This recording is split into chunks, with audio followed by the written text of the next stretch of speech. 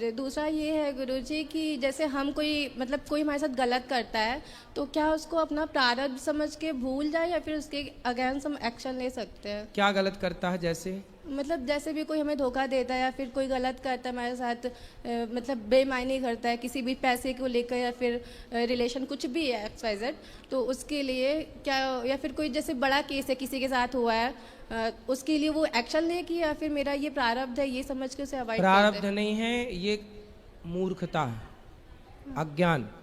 कोई लड़का छोड़िए आपके पास आके यूं ही आपको स्पर्श कर लेगा, आपकी भी तो सहमति रही होगी, तो आप दोनों की सहमति से ना सब काम होता है। इसलिए लड़की भी तो गलत है फिर। वो लड़का भी कहे कि इसने मेरा यूज कर लिया, जैसे आप उस पर आरोप लगा रही हो कि उस लड़के ने मेरे साथ मेरा यूज किया, ऐसे वो लड़का भी तो कह रहा होगा। नहीं गुरुजी, मतलब जैसे ऐसा कोई केस।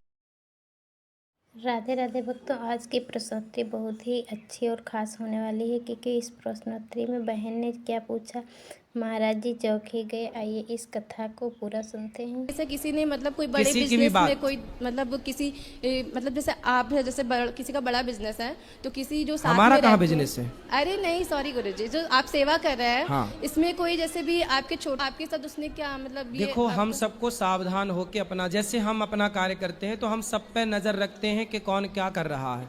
अब फिर भी सरकार भी नजर रखती है कि कोई क्या कर रहा है, पर भी कोई भ्रष्टाचार करे, चोरी करे, तो उसको दंड तो फिर ईश्वर देते ही हैं। चोरी तो देखो आज तक जितनी चोरी जिसने की उसको फला तो कुछ नहीं, वरना चोरी करने वाले सारे धन्ना सेठ ना हो जाते।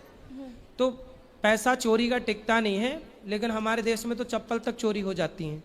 हाँ, फिर लेकिन कौन से धन्ना सेठ हो गए चप्पल चुरा के मोबाइल चुरा के चैन चुरा के? गुरुजी मेरी कुल माई- मिला के सावधान रहना चाहिए, गलत नहीं करना चाहिए, अपने आप को सेफ रखना चाहिए बेटा। किसी लड़के को अपने आसपास भटकने भी मत दो। गुरुजी मेरी मैया का एक छोटा सा लाइन है वो गा नहीं सकती, मैं जल्दी से खत्म कर लूं। गाओ। चाहे जितना कमा ले बंदे डॉलर पाउंड में, चाहे जितना कमा ले बंदे डॉलर पाउंड में, धर्मशाला छोड़े जाना ही है अगला राउंड में, धर्मशाला छोड़े जाना ही है अगला राउंड में, दान पुण्य करो चाहे चोरी बेईमानी, लिख रहे हैं चित्रगुप्त जी कहानी, बोलो कैसे बचोगे उनके अल्ट्रासाउंड में, हाँ हाँ कैसे बचोगे उनके अल्ट्रासाउंड में, धर्मशाला छोड़े जाना ही है अगला बहुत गुरुजी। चलो ये भैया को दो बात करें। राधे राधे गुरुजी। हाँ जी। गुरुजी सूरत से हूँ। सूरत? हाँ गुजरात। जी गुरुजी, मेरी बच्ची थी, वो 2018 में चल बसी, तो अभी बच्ची नहीं हो रही है या बच्चा नहीं हो रहा है, कुछ गुरुजी आइडिया दीजिए। तो डॉक्टर क्या कह रहे हैं? डॉक्टर का ट्रीटमेंट चल रहा है, कोई फॉल्ट नहीं है गुरुजी। तो हो जाएगा। बेटी कितनी बड़ी थी? मेरी 4.5-5 साल की। क्या हो गया अचानक? उन्होंने माचिस की डिब्बी ली, फ्रॉक पे लग गया, उन्होंने जलाया तो फिर 55% जल गई वो। ओहो। फिर 20 दिन हॉस्पिटल में थी और उसका ट्रीटमेंट सही हुआ, वो नॉर्मल में आई गुरुजी। फिर वो गुरुजी नहीं रही, नॉर्मल में आके वापस आईसीयू में गई, फिर उसी दिन पे हो गया। तो मतलब वो माचिस से खेल रही थी और उसने आग लगा ली मतलब? नहीं, वो माचिस लेके मंदिर में पड़ा था, वहाँ से निकाला था गुरुजी। देखो, इसलिए बच्चों के आसपास लाइटर माचिस नहीं होनी चाहिए। छोटी छोटी लापरवाहियों से देखो जिंदगी से हाथ धोना पड़ सकता है गुरुजी। चलिए, अब भगवान देंगे आपको। कितने साल हो गए इस बात को? इसको 2018 का अप्रैल का महीना था। चलिए, भगवान अब देंगे आपको, संतान होगी, सब अच्छा होगा। वाइफ बैठी हुई है गुरुजी, भगवान सब ठीक आशीर्वाद करेंगे। दीजिएगा होगा। गुरुजी। राधे राधे गुरुजी, दासी कुसुम का आपके चरणों में कोटि कोटि नमन। गुरुजी, मेरा पहला क्वेश्चन ये है कि प्राण प्रतिष्ठा क्यों जरूरी है? जैसे आप बोलते हैं कई बार क्या प्राण प्राण प्रतिष्ठा जरूरी है? जी। इसलिए ज़रूरी है क्योंकि हमारे प्रमाण है वेद, और वेद की आज्ञा है कि कोई भी मूर्ति हो तो पहले प्राण प्रतिष्ठा हो, विधिवत विधान हो, फिर पूजा स्टार्ट हो। तो इसके क्या नियम है? जैसे हमें वो तो जब प्राण प्रतिष्ठा कराएंगे तो पूरी नियमावली आएगी आपके सामने, अपने आप हो जाएगा सब जैसे कार्य। कभी घर से चले जाते हैं, जैसे लड्डू गोपाल ही सोच रहे थे कराने की, तो कौन सेवा करेगा, क्या है? नहीं नहीं, आप फिर जहाँ हो मानसिक पूजा भगवान की करो, ये डर नहीं हो कि कौन करेगा। जी जब होगा तो भगवान अपनी व्यवस्था खुद करते रहते हैं। जी जी। अच्छा गुरुजी, मैं सुबह 4 बजे उठती हूँ ना, तो मैंने दीक्षा ली हुई आपसे, मैं जाती हूँ भोले बाबा के मंदिर जल चढ़ाने, घर के पास ही सही है। है, सही है। सुबह मैं लड्डू गोपाल जी को उठाती नहीं हूँ बहुत जल्दी, कोई तो बात ये सही है? सही है, सब सही। अच्छा, और एक प्लीज तो इसमें ये अखंड ज्योति में जो है कहते हैं स्वर्ण प्रतिमा डालनी चाहिए, क्यों जरूरी है? अखंड ज्योत जलाते समय जलाते हैं नवरात्रि में, जो स्वर्ण प्रतिमा उसमें पड़ती है, तो डालने वाले डालते होंगे, पर जरूरी नहीं है। जरूरी नहीं दीपक जल रहा है बस, माँ भगवती का पूजन है। राधे राधे। राधे राधे। हाँ जी, आध्यात्मिक से रिलेटेड क्वेश्चन पूछ लो सर। माइक पास में लो। सर, क्या क्या मनुष्य अपने संपूर्ण कर्मों को और कर्म फलों को भगवान को अर्पण कर सकता है? हाँ, कर सकते। नहीं, कर्म फल और कर्म फलों को। जितने भी सर्वधर्मान परित्यज्य मामेकम शरणम व्रज, तू जो भी कर्म कर सब मुझे सौंप दे। ठीक है जी। त्वदीयम वस्तु गोविंद तुभ्यमेव समर्पयेत्। तो सर वो भगवान उसके कर्म और कर्म फलों को ग्रहण कर लेते हैं? भगवान उसके कर्म फल को लेकर के हाँ जी। पाप को तो नष्ट कर देते हैं, ठीक है जी। और पुण्य को लेकर उसके परिवार में पहुंचा देते हैं, और उसको, उस भक्त को स्वीकार कर लेते हैं। ठीक है जी। सर जी एक क्वेश्चन हो रहा है, क्या सर होनी और क्या नाम विधि के विधान में क्या फर्क है सर? होनी और विधि का विधान क्या है सर? होनी को ही विधि का विधान कहते हैं। ठीक है सर। विधि मतलब ईश्वर, ठीक है जी। होनी मतलब समय। ठीक है जी। ईश्वर के अनुसार ही समय चलता है। तो सर इसका कंट्रोलर कौन है? ईश्वर। देखो, विधि के विधान को कोई नहीं बदल सकता, ठीक है कोई सर। है सोई जो राम रचि राखा। ठीक है सर। इसे हरि इच्छा भावी बलवाना। ठीक है सर। विधि के विधान को कोई नहीं बदल सकता, लेकिन हम बेहतर कर्म कर सकते हैं, ईश्वर से प्रार्थना कर सकते हैं, तो कोई बड़ी अनहोनी हाँ जी। टाली जा सकती है ईश्वर की कृपा से। सही बात है सर। एक और सर, क्या मुक्ति और मोक्ष पाने के लिए भगवान की आवश्यकता है? मुक्ति का पूरा डिपार्टमेंट भगवान के पास है, उनके अतिरिक्त कोई देवता, कोई व्यक्ति मुक्ति नहीं दे सकता। ठीक है, भगवान दे सकते हैं। भगवान ही देते हैं। इसलिए काशी में जो मरता है हाँ जी, हाँ जी। तो उसे शंकर जी राम मंत्र देते हैं, तब जाके मुक्ति होती है। ठीक है सर। सर लेकिन ये जो आप कहते हैं सर, बताते हैं कि जो भी है भगवान कहते हैं कर्मों का फल तो हर आदमी को भोगना पड़ेगा। हाँ, लेकिन अवश्यमेव भोक्तव्यम, सबको भोगना पड़ेगा, गीता में लिखा है। लेकिन सर जब हम भगवान को अर्पण कर देंगे अपने कर्म और फल तो भी भोगना पड़ेगा ना, तब नहीं भोगना पड़ेगा। बस यही है सर। इसीलिए कहते हैं कि भगवान के चरणों में समर्पण करो। सही बात है सर। सन्मुख हो ही जीव मोहि जबहि, हाँ जी जी। जन्म कोटि अघनासहि तबहि। सही बात। कितना भी बड़ा पापी हो, भगवान की शरण में चला जाए तो भगवान भूल जाते हैं कि ये पापी है, मेरी शरण में आया है, ये याद रख के भगवान उसका कल्याण कर देते हैं। इसलिए तो भगवान की शरण में जाना चाहिए, वरना अपने पाप पुण्य के बल पर थोड़ी भगवान तक पहुंचा जा सकता है। सही बात सर। हम कोई इतना पुण्य थोड़ी कर सकते हैं कि ईश्वर तक पहुंच जाए, लेकिन ईश्वर कृपा कर दे। जैसे एक बात बताओ सर। सर सुनो, एक बात सुनो, क्या कोई चींटी भारत की अमेरिका जा सकती है? चींटी, उत्तर दो। क्या कोई चींटी भारत की अमेरिका जा सकती है, या अमेरिका की चींटी भारत आ सकती है? हाँ, यदि कोई व्यक्ति आपके कमीज में, आपकी शर्ट में एक चींटी चढ़ जाए, और चींटी शर्ट में चढ़ के बैठ जाए, और आप अमेरिका की यात्रा में हो, और आपके ऊपर बैठी रहे वो, और जब आप उतरे तो वो भी अपने आप अमेरिका पहुंच गई कि नहीं? ऐसे ही हम वो चींटी हैं जो कहीं नहीं जा सकते, लेकिन भगवान कृपा करें तो जैसे आपके कारण चींटी अमेरिका चली गई, उसी तरह भगवान की कृपा के बल पर हम कहीं भी जा सकते हैं मोक्ष को। ये उस ईश्वर की कृपा है। सुंदर, बैठो, आएंगे। हो जाओ, खड़े जाओ, वहां ले जा पीछे।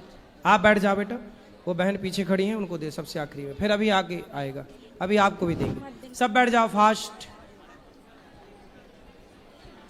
गुरुजी राधे राधे। सब बैठो, बोलो। कैसे हैं आप? कृपा है। गुरुजी, मेरा एक प्रश्न था कि जैसे बोलते हैं अगर किसी को दुख मिल रहा है तो वो उसके पिछले जन्म की वजह से मिल रहा है, तो अगर जिसकी वजह से जिसकी वजह से उसे दुख मिल रहा है तो उसे पाप लगेगा? यदि मेरी वजह से आपका दिल दुखा है तो मुझे पाप क्यों नहीं लगेगा? जरूर लगेगा। इसलिए मैं क्यों दिल दुखाऊं किसी का? इसलिए मैं नहीं दिल दुखाता। इसलिए किसी को किसी का दिल नहीं दुखाना चाहिए। यदि दुखाया है तो पाप भोगने को तैयार। और गुरुजी, अगर कोई संतों को भला बुरा कहता है चाहे मजाक में ही, तो उसका क्या होता है? नहीं, मजाक ऐसे थोड़ी, मजाक में ही ना वो इलाहाबादिया ने बोल दिया अपनी माँ को, लुटिया डूब गई कि नहीं? हाँ, मजाक भी ऐसी थोड़ी कि संतों पर माँ बाप पे कुछ भी कमेंट्स कर दोगे। कोई मजाक का, माँ बाप और साधु संत कोई मजाक का विषय है? जी गुरुजी, ठीक है, धन्यवाद गुरुजी। खुश रहो। गुरुजी राधे राधे, जय श्री महाकाल। मैं उज्जैन से आई हूँ। मेरी शादी ऐसे परिवार में हुई है जहाँ पे 250 से 300 मेंबर्स है, फैमिली मेंबर्स। तो आए दिन जैसे कभी किसी को बच्चा होता है या कभी डेथ हो जाती है फैमिली में, तो फिर है ना सूतक रहता है। रोज़ तो मैं भगवानों को नहलाती हूँ और भोग वोग लगा के फिर घर में हम खाते हैं, परंतु वो सूतक के दिनों में नहीं खाते, मतलब नहलाते हैं ना भोग लगा पाते। क्या ये सही है जो प्रथा चलती आ रही है? कितने दिन का सूतक मानते हैं आपके यहाँ? 12 दिन का अगर डेथ हो जाती है, और अगर किसी का जन्म होता है तो 11 दिन का। तो जन्मने का सूतक तो केवल उस घर के भीतर ही सीमित रहता है जिस घर में बच्चा हुआ, सब तक नहीं लगता वो। लेकिन मृत्यु का सबको लगता है और मृत्यु का मानना भी चाहिए। उस समय बच्चे पूजा करें, कोई ब्राह्मण पूजा करे, मानसिक पूजा आप लोग करो, सूतक तो मानना ही चाहिए। मतलब मृत्यु के का सूतक हमें मानना चाहिए। और जन्म का कितने दिन तक? फिर जन्म का तो देखो 2-3 दिन का ही होता है। आप लोग कितने दिन का मानते हैं? 11 दिन का। ठीक है, परंतु वो सूतक ना जन्म का उस घर तक सीमित रहता है जिस घर में बच्चा हुआ, उस घर के लोगों तक सीमित रहता है। मतलब 3 दिन बाद अगर वो जन्म पूरे का... परिवार जो 300 लोगों को नहीं लगेगा वो जन्म का सूतक। जी, मतलब जन्म का सूतक अगर रहता है तो मैं 3 दिन बाद भगवानों को नहला सकती हूँ। बिल्कुल बिल्कुल, और सेवा कर सकते, पूजा पाठ कर सकती हूँ। धन्यवाद गुरुजी, जय श्री महाकाल। आशा रख पगली। जय श्रीमान नारायण गुरुजी। बैठो बैठो, आएंगे सब, बैठो सब रखो बस।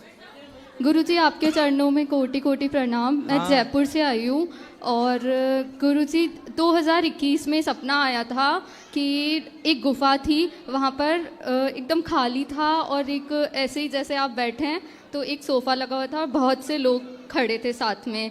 मैं बाहर खड़ी थी तो ऐसे बोला अगर आपको भगवान के दर्शन करने हैं तो आप अंदर जाइए। तो मैं अंदर गई तो देखा चेयर पे आप बैठे थे। तो तब से बस एक ये अनुभूति हुई कि ये भगवान का इशारा है कि आप एक भगवत तुल्य हैं, तो आपके मार्ग पे अगर चल देंगे तो हमारा भी कल्याण हो जाएगा।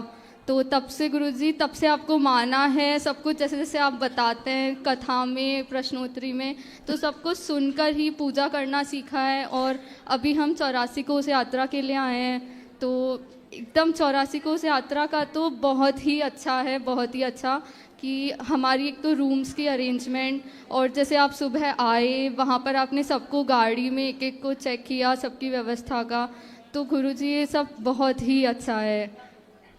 तो और गुरुजी एक प्रश्न है, जैसे गणगौर की पूजा होती है जयपुर में, बहुत ही ज़्यादा मान्यता है, तो 16 दिन की पूजा के बाद 16वें दिन उनको कुएं में डाल दिया जाता है, तो इसमें हम उनको खड्डा खोदकर गाड़ सकते हैं या फिर उनको?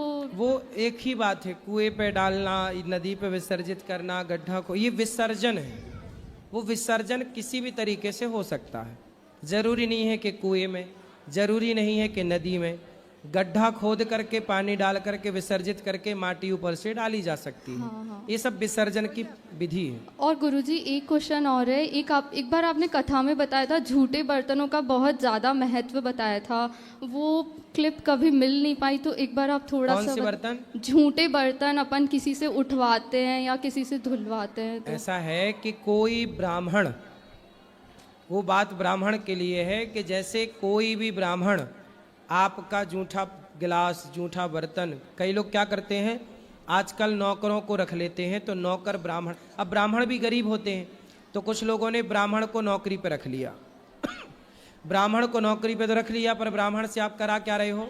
अपनी थाली उठवा रहे हो, अपने बर्तन धुलवा रहे हो। अब जैसे आपको बर्तन धुलवाने वाले की ज़रूरत है, कोई नहीं मिला, वो पंडित जी मिल गए, तो पंडित जी को पैसे की ज़रूरत थी, आपको काम कराना ही था, तो आपने पंडित जी को अपने बर्तनों में लगा दिया।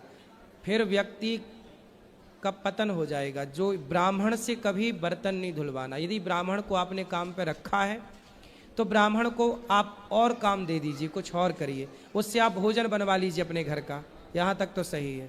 लेकिन आप उससे थाली बर्तन मत धुलवाइए, वरना धुलवाने वाले का पतन हो जाएगा निश्चित है। गुरुजी 2 भजन, एक लाइन सुना दी ओनली। जल्दी सुना, फिर यहाँ बात करेंगे सबको। सांसें भी तेरी, धड़कन भी तेरी, सारा ये जीवन तुम्हारा, सबकी नैया का तू ही किनारा, बिन तेरे मोहन कुछ भी नहीं हम, बिन तेरे होना गुजारा, सबकी नैया का तू ही किनारा, दुनिया से हारे भटके हुओं का तूने ही जीवन सवारा, सबकी नैया का तू ही किनारा। सुंदर, बहुत बढ़िया। चलो यहाँ ले आओ माइक। ये खड़े। जय श्रीमन्नारायण गुरु जी। हाँ जी आए। गुरु जी प्रणाम। गुरु जी अभी जयपुर से डायरेक्ट बांके बिहारी जी के दर्शन करके सीधे आपके चरणों में आए गुरु जी। हाँ बताओ हम क्या सेवा करें। गुरु जी आपके दर्शन कर लिए, दिल गार्डन गार्डन हो गया गुरु जी। गार्डन गार्डन गार्डन गार्डन और दिल गुरु जी गार्डन हो गया, दिल गार्डन गार्डन हो गया, है ना। गुरु जी 3 साल के आसपास हो गए, ज़्यादा ही हो गए होंगे गुरु दीक्षा लिए हुए, मगर खूब खाता पीता था गुरु जी, सब छोड़ दिया गुरु जी, आपके चरणों में आ गया गुरु जी बिल्कुल। तो अब भूखे रहते हो? अब नहीं खाते? आपके होते हुए आपकी छत्र छाया जब तक रहेगी भूखा कौन रह सकता है गुरु जी। तो मांस खाते थे पहले, अब नहीं खाते? जी नहीं गुरु जी कुछ नहीं। और इस वर्ल्ड के अंदर मैं कह रहा हूँ, इस वर्ल्ड के अंदर जो आपकी बात, आपके चरणों की सेवा जिसको मिल जाएगी वो धन्य हो जाएगा गुरु जी। जिंदगी के अंदर बहुत कुछ देखा गुरु जी, आपके जैसा इंसान आज तक नहीं देखा, आज तक नहीं देखा, कभी नहीं देखा गुरु जी। मैं आपको तहे दिल से चरणों में नमन करता हूँ गुरु जी।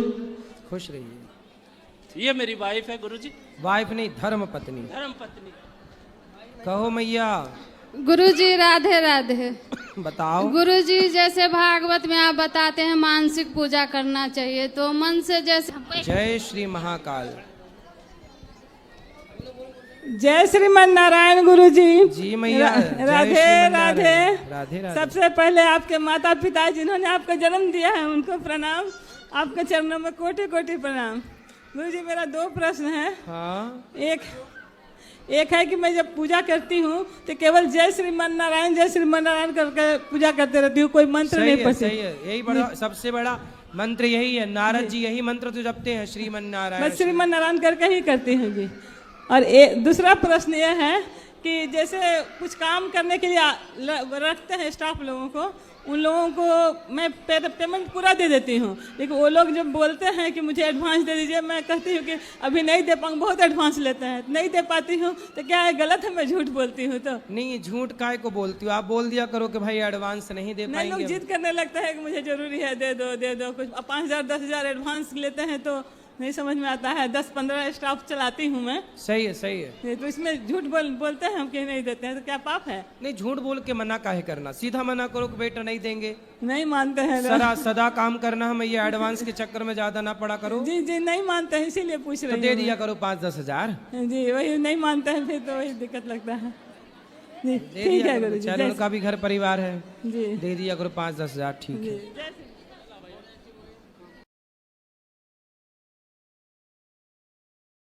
जय श्री कृष्ण भक्तों, राधे राधे। आप सब लोग कैसे हो? आशा करती हूँ आप लोग कुशल मंगल से होंगे। भक्तों, श्री अनिरुद्धाचार्य जी की कथा में आप सभी का स्वागत है।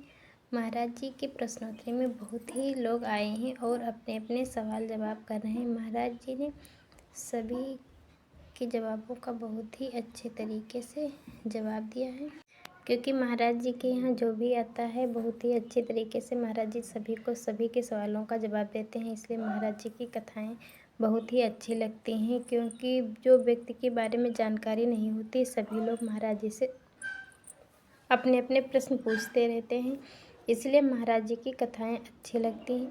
अगर आप लोगों ने यह कथा सुनी होगी तो इस कथा में प्रश्नोत्तरी में बहुत सारी प्रश्नोत्तरी की गई हैं, जिसमें सभी के सवालों का जवाब महाराज जी ने बहुत ही अच्छे तरीके से दिया है। इसीलिए यह कथा हमें बहुत अच्छी लगी। आप लोग भी ये कथा सुना करिए, क्योंकि बहुत ही अच्छी लगती है और बहुत ही आनंद आता है। अगर यह कथा आप लोगों को अच्छी लगी हो तो वीडियो को लाइक करना, चैनल को सब्सक्राइब करना, कमेंट में राधे कृष्णा लिखना ना भूलें। हम मिलते हैं आपको अगली